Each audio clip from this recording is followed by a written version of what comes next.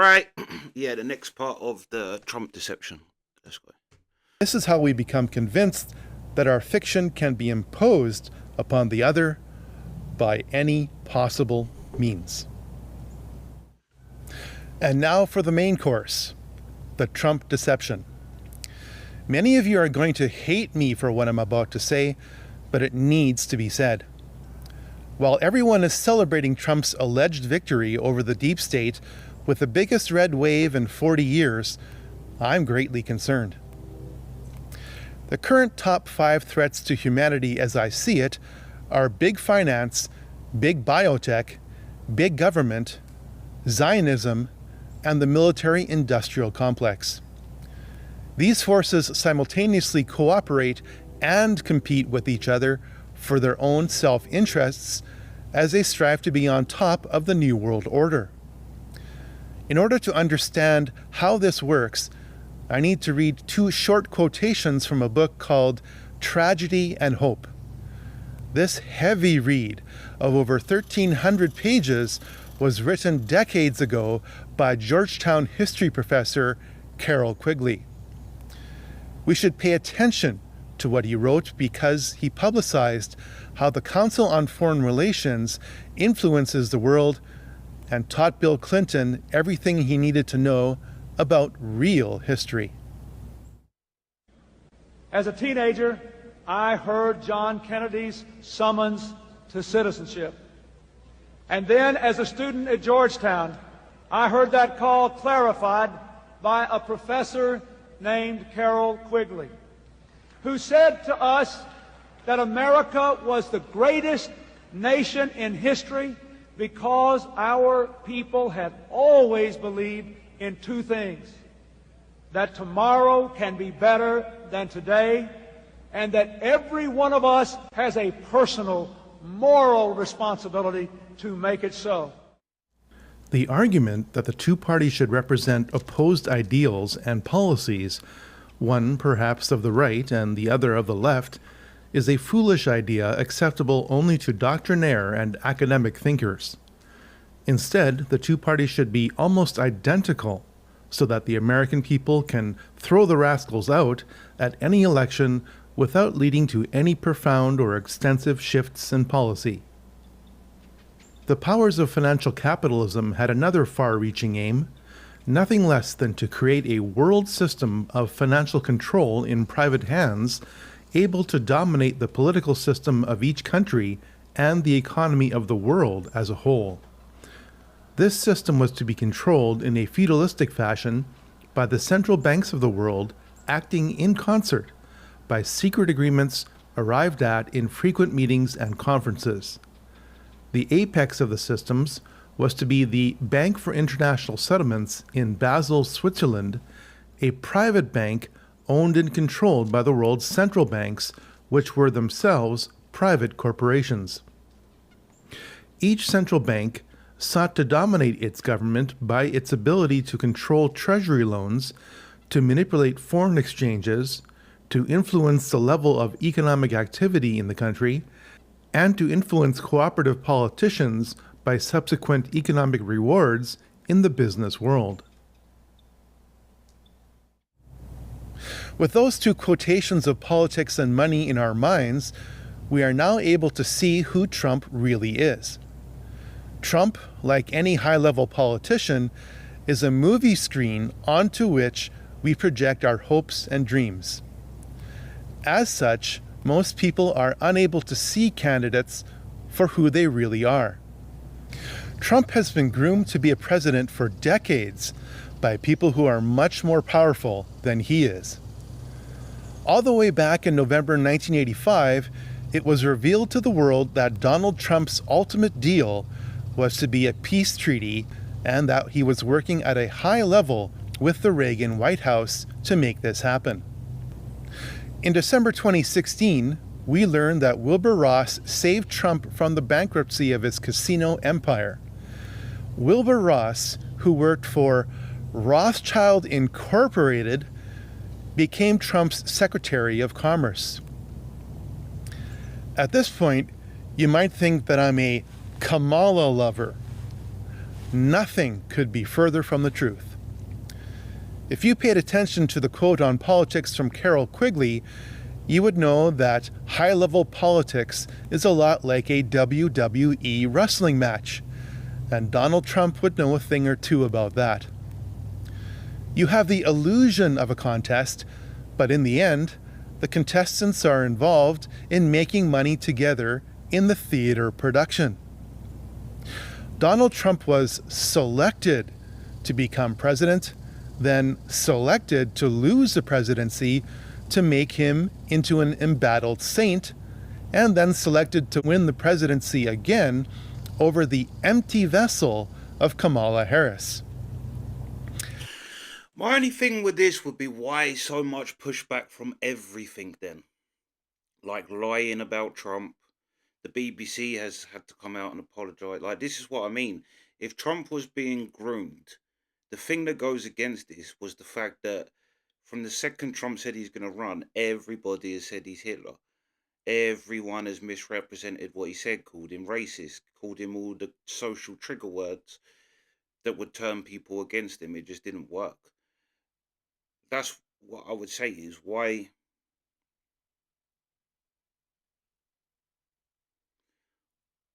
such like media pushback to the point where they was literally lying, editing clips of things Trump said.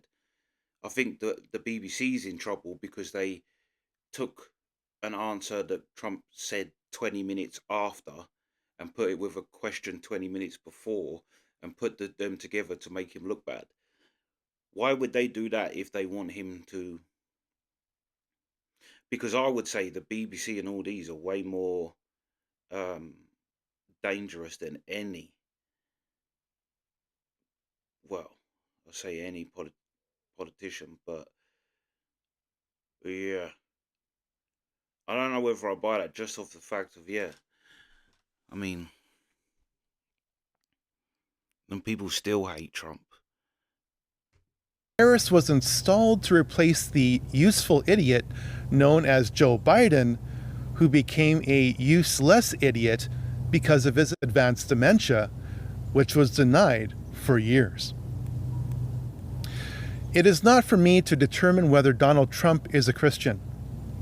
All I will do here is to show you what Trump says about his own faith. So we've got people lined up for questions. I just got one more, because you used the word Christian. Have you ever asked God for forgiveness? That's a tough question. I don't think in terms of, I'm a religious person. Shockingly, because people are so shocked when they find this out, I'm Protestant, I'm Presbyterian. And I go to church and I love God and I love my church. And Norman Vincent Peale, the great Norman Vincent Peale was my pastor. The Power of Positive Thinking. Everybody's heard of Norman Vincent Peale. He was so great. He would give a sermon you never wanted to leave. Sometimes we have sermons, and every once in a while we think about leaving a little early, right, even though we're Christian. Dr. Norman Vincent Peale, Frank, would give a sermon. I'm telling you, I still remember his sermons. It was unbelievable. And what he would do is he'd bring real-life situations, modern-day situations, into the sermon. And you could listen to him all day long. When you left the church, you were disappointed that it was over. He was the greatest guy. And then, you know, he passed away, but he was a great, he wrote The Power of Positive Thinking, which is a great book. But have you ever asked God for forgiveness?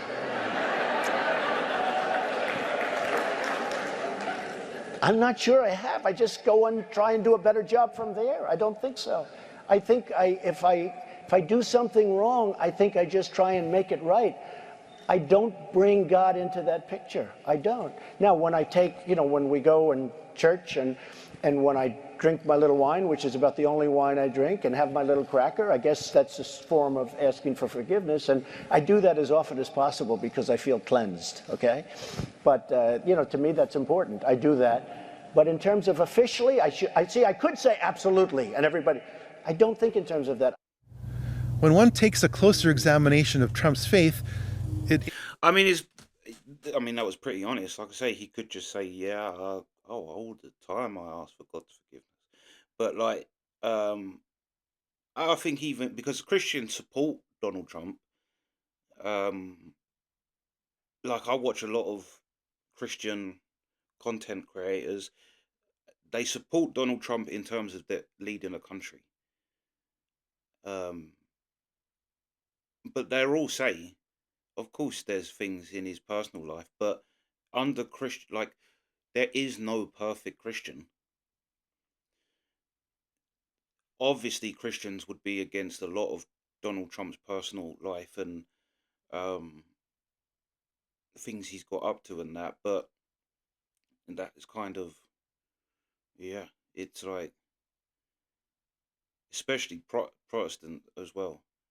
That's your mate. That's between you and, like, really, the whole forgiveness. That's more of a Catholic thing where you go and ask for it. I suppose you ask God for forgiveness for things, but really, Donald Trump's going to have that conversation with God when he gets there. We all are. Instantly falls apart. Things only get worse from here. And we're going to protect Christianity. And I can say that. I don't have to be politically correct. We're going to protect it. You know? And I asked Jerry and I asked some of the folks, because I hear this is a major theme right here, but 2 Corinthians, right? 2 Corinthians 3:17, that's the whole ball game. Where the Spirit of the Lord, right? Where the Spirit of the Lord is, there is liberty. And here there is Liberty College, but Liberty University, but it is so true. You know, when you think, and that's really, is that the one? Is that the one you like? I think that's the one you like, because I loved it.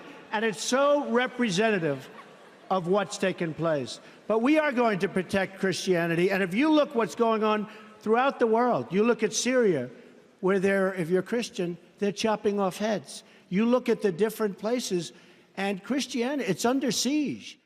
One of the potential attack lines has to do with an answer you gave to Frank Luntz months ago. I have to say, I don't know where it's gone now, but Trump did say he's going into Nigeria. And that needs to happen. What's going on in Nigeria is way worse than what's going on in Israel and Gaza. Way worse. Like, it's way worse. You see just mass graves kind of almost every other day. And Trump did come out and say he's going into Nigeria, and but they've been crying for Trump to help them. But yeah, he definitely, someone needs to help over there, the Christians over there. When you said that you've never asked God for forgiveness, do you regret making that remark? No, I have great relationship with God. I have great relationship with the evangelicals. In fact, nationwide, I'm up by a lot. I'm leading everybody. But I like to be good. I don't like to have to ask for forgiveness, and I am good. I don't do a lot of things that are bad. I try and do nothing that's bad. I live a very different life than probably a lot of people would think. And I have a very great relationship with God, and I have a very great relationship with evangelicals, and I think that's why I'm doing so well with Iowa. Yeah, to be fair as well, Trump said, I've seen Trump say as well, it might have been at Charlie Kirk's rally where he said, he's like, I'm definitely not going to heaven. I've done things, yeah. I'm definitely not going to heaven, but at least while I'm here, I can try and make everything a little bit better. Again, whether you believe that, but still, that's quite an honest thing to say as well. Because really, if you think, are any of us truly deserving of heaven? Yeah, but he did say that. I'll give him that. Somebody had to do it. I am the chosen one. Somebody had to do it. So I'm taking on China. I'm taking on China on trade. And you know what? We're winning. Masks, no masks, everything. You can do all you want, but you know, you still need help from the boss. We need help from the boss. That's what happened. We need help. All right?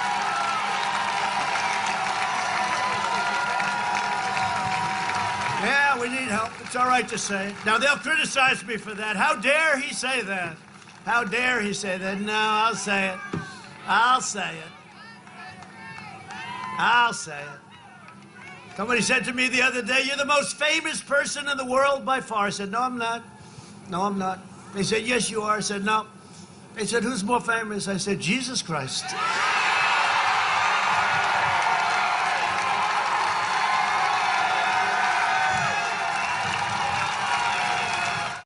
But as I look back at my life's journey and events, I now recognize that it's been the hand of God leading me to where I am today.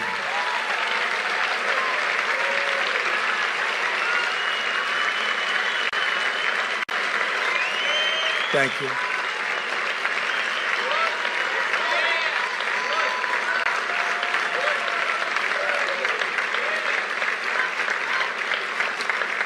And my faith took on new meaning on July 13th in Butler, Pennsylvania, where I was knocked to the ground, essentially, by what seemed like a supernatural hand.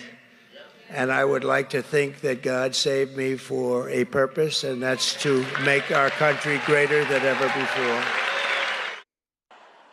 What crap. The only thing I asked for is a mic. You don't have to give me, I don't even need a stage. I don't give a damn. Give me a good mic. And I went through 2 of these today. And it knocks the hell out of your throat. But so far I'm doing okay, right? Okay. Is that better? Yeah.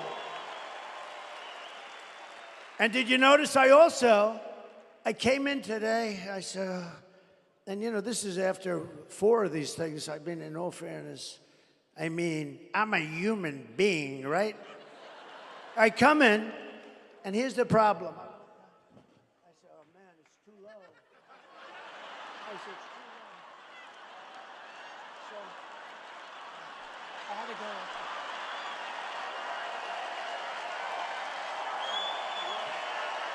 up. Way too low. Christians, get out and vote just this time.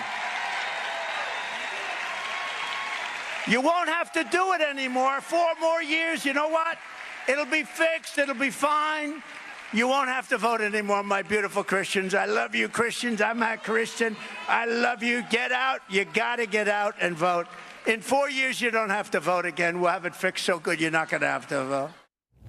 The occult influence on the Trump administration doesn't end with Trump. General Michael Flynn will probably have some role in the new presidency. Unless you have studied the occult, you wouldn't know that General Flynn led a prayer that was absolutely deceptive. I'm now going to contrast Flynn's prayer in 2021 with sorceress Elizabeth Clare's channeling session in 1984. We are your instrument of those sevenfold rays and all your archangels, all of them. I am here, O God, and I am the instrument of those sevenfold rays and archangels. We will not retreat. We will not retreat. We will stand our ground. And I will not retreat. I will take my stand. We will not fear to speak. We will be the instrument of your will. Whatever it is. I will not fear to speak, and I will be the instrument of God's will, whatever it is. In your name. And the name of your legions. Here I am, so help me God, in the name of Archangel Michael and his legions. We are freeborn. And we shall remain freeborn. I am freeborn, and I shall remain freeborn. And we shall not be enslaved.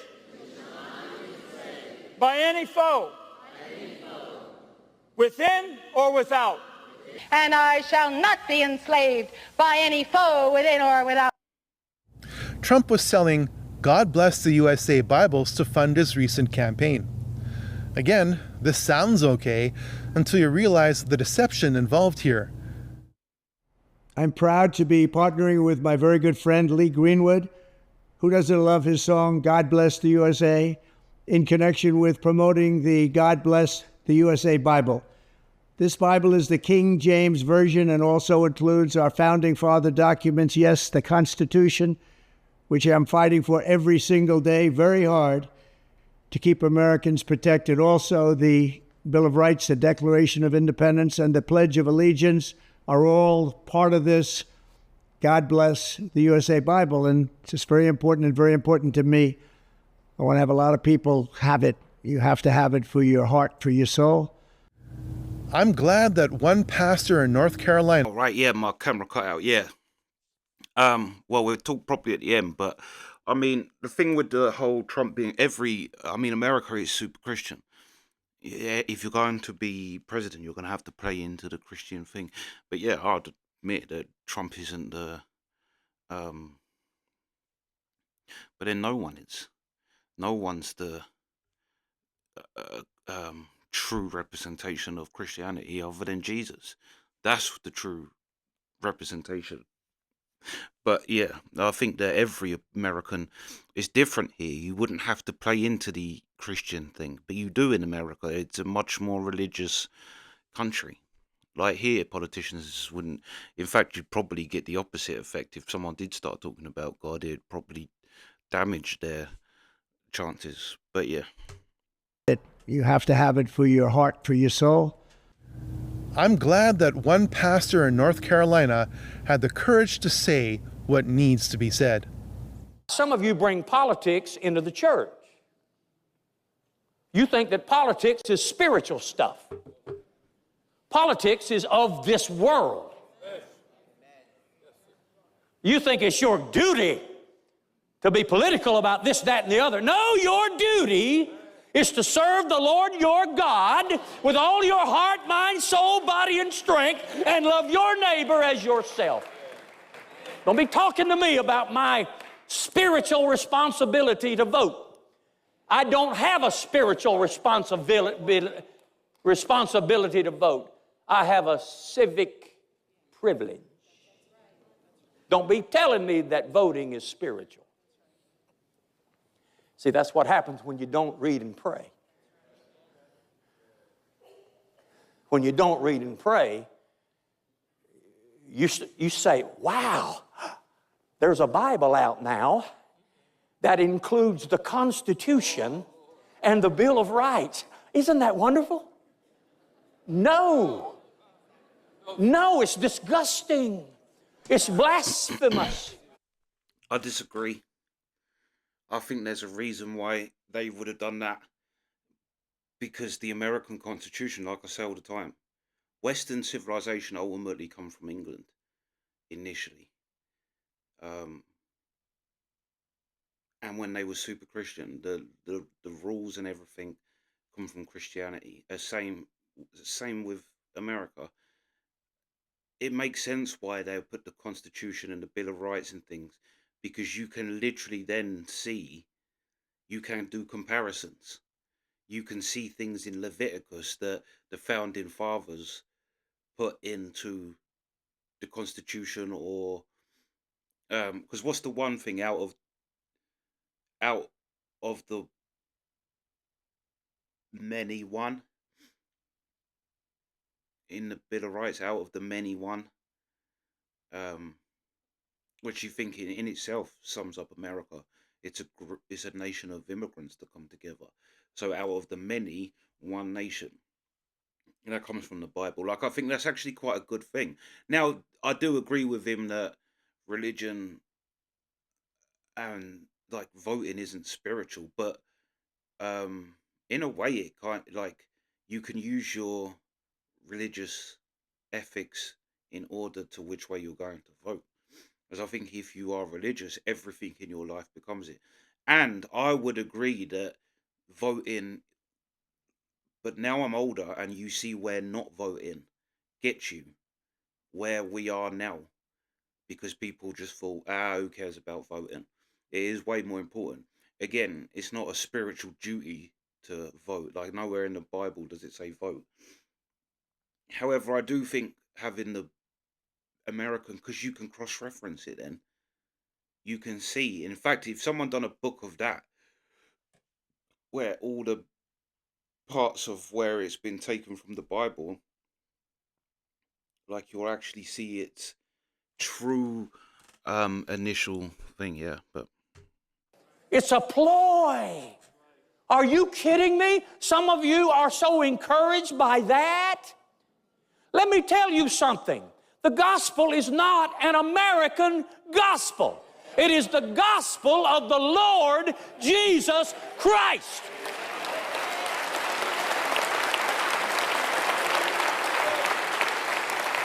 But Pastor, I bought the Bible. Really?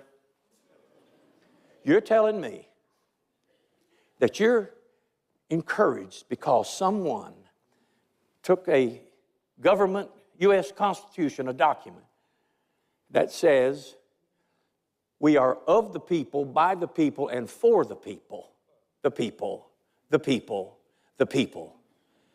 And you have put it right beside the Word of God, which is eternal, unchanging, which says, of Him, by Him, through Him, to Him, from Him are all things, and you're going to put those together and be happy about it? God forbid. Now, you can get mad if you want to, but I'm going to tell you something. If you glory in that kind of thing, you don't have a prayer life. If you glory in that kind of mess, political mess, you do not know what the Word of God says. I disagree. I mean, like I say, yeah, there's nothing in the Bible that talks about politics, but I think Christian Americans should be proud of that they use their Christian values just as the same as English people should. Like England kicked off the whole Western civilization thing, and France, you put them in there, but England won overall. But they were super Christian, so everything was just Christian, Christian, Christian from God. Same with America, and I think Christians should be. The truth is, whether people want to admit it or not, the greatest nations in the world come from Christianity. The countries that have done the best in the world, now people say, oh, well, they haven't. They've done bad things. Every country's done bad things. But the actual best countries in the world, which would have, at one point, would have been England, but then follow on from America, both of them come from Christianity, and Christians should be proud. They should be proud of the values that their ancestors recognized and put into law. Like, I don't think that's such a big deal. Like, and kind of it's yeah, I quite like the idea because you can actually study that then, and you can actually anyway. Trump is not above using Christianity for political gain, nor is he above riding on the coattails of previous political campaigns. The phrase, "Make America Great Again," has simply been recycled from the Reagan administration. Trump made 3 main promises during his first term in office, and he broke every one of them. He promised to lock her up, but then blatantly did a 180 after being elected. Donald Trump is seemingly already going back on one of his campaign promises. You'll remember he promised to appoint a special prosecutor to investigate Hillary Clinton for using a private email server that happened during one of the debates. Well, listen to what he said at one of these thank you rallies just last night.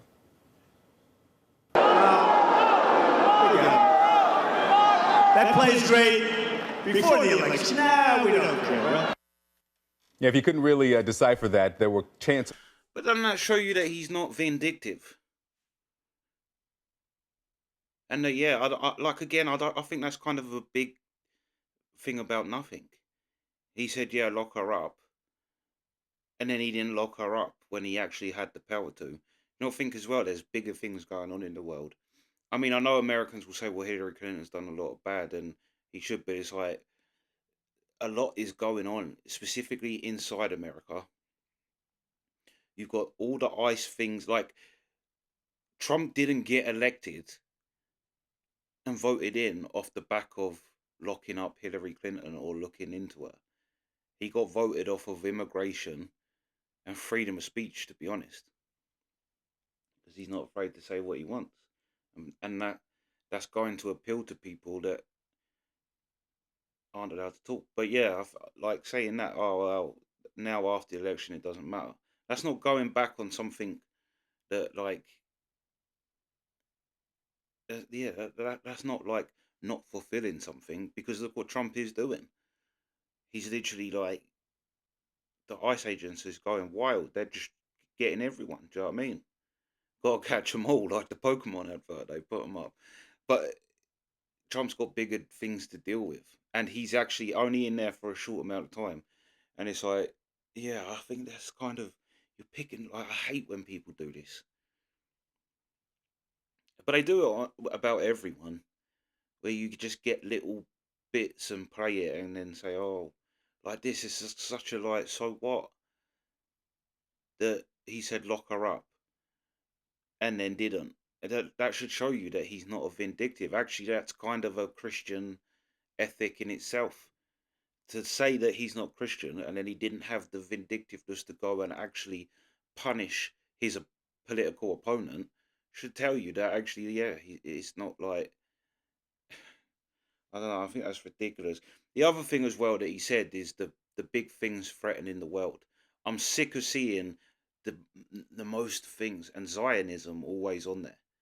Zionism always on the list. Never Islam. Everyone, now the way I look at it is that if you ain't bringing up Islam and saying that Islam is actually the biggest threat to the West, because it is, you're either ignorant, a coward, or a traitor. It's like that's your three options of why you're not including Islam. And most of the time it's because they're scared. They don't want to mention it. They don't want to be called racist. They don't want to be called Islamophobic, which phobia is an irrational fear. I think being afraid of Israel is an irrational fear. I really do. It's a country on the other side of the world, whatever. However, you're getting Islamic extremists flooded into the Western countries at a ridiculous rate that hate the West, hate the concept of it, and are actually actively trying to destroy the West. But you put up all these things of, again, if Zionism was the goal, why is every media outlet, again, another thing the BBC is in trouble for, being pro-Hamas, being biased against Israel, and purposely misrepresenting things to make Israel look bad. There's another, like the BBC is in hot water at the moment for all of their lying that they've been doing. They lied on Donald Trump, and this is what I mean. If Trump and Zionism was the elite goal, and people say, oh, the people that are trying to destroy Palestine are the people behind the New World Order. In what way would destroying Palestine in any way cripple any Western thing? I'll say the same about Israel too. When they say America needs Israel, America don't need Israel. I don't even think Israel needs America, but that's a different story. But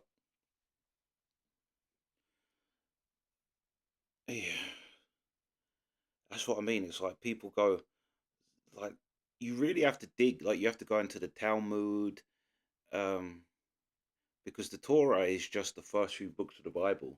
You have to go into the Talmud and all these like books that aren't necessarily Jewish. Whereas you have the Quran and the Hadiths in Islam.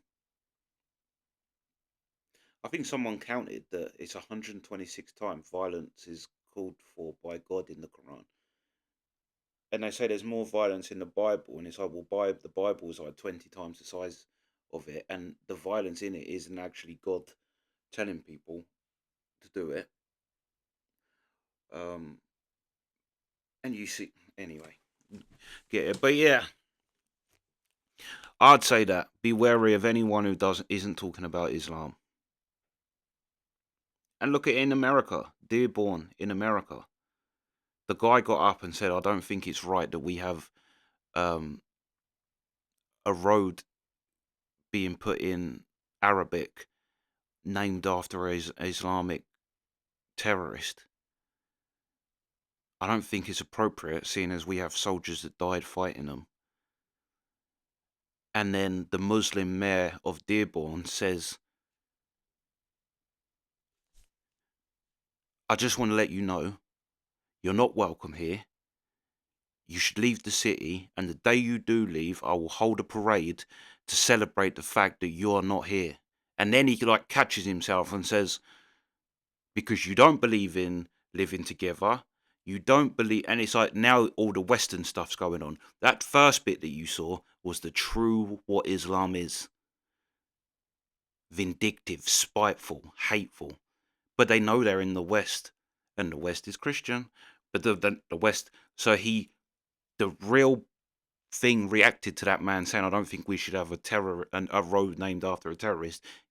You're not welcome. He's telling an American, an immigrant telling an American that they're not welcome there because they don't want a terrorist as a road sign. And he'll hold a parade when they move, and he wants him out of the city as soon as possible. And then to go follow that on and say, because you don't agree in everybody living together. And then you want to keep coming and saying, nah, Jews are the trouble. Jews and Israel are the trouble. It's like, yeah, no, they're not. You're so looking over the other side of the world that literally you are being flooded with barbarians. And people like that just don't mention Islam.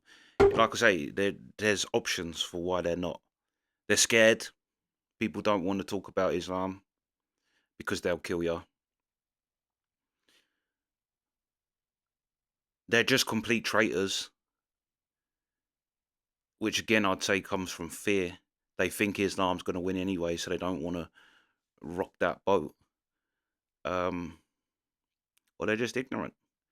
And then it's like, all right, you can have all the information on Israel you want. How much information have you actually got on Islam and all of these things? I bet none. Other than what maybe, other than Islam's a religion of peace. Is it? Is it really? But yeah, that's this part sweet.